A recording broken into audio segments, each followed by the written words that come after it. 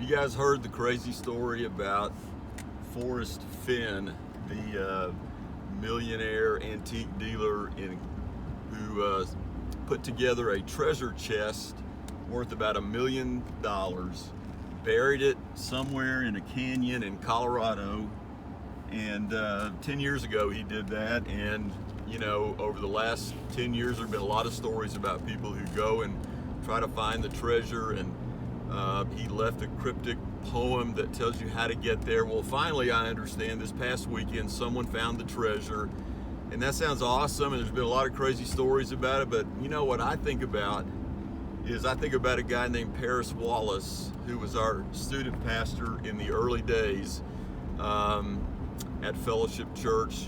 He was our first one, as a matter of fact, and Paris was a great guy, and he loved Colorado. He grew up in that area in Grand Junction. He was serving in a church there, and he was one of those guys that loved to camp and hike, and he was an outdoor guy.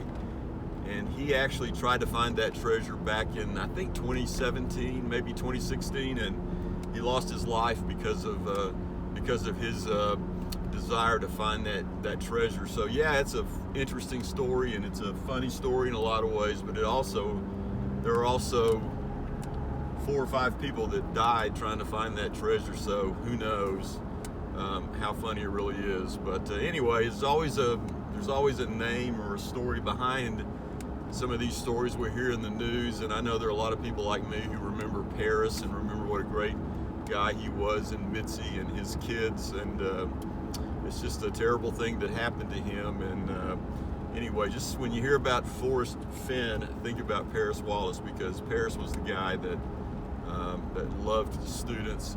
He was a great guy. And anyway, I thought I would share that. It's always interesting to know things behind the scenes, and that's the story of that treasure. So whoever found it, that's awesome, great for them. But we'll always remember Paris. All right, you guys have a great day. Bye.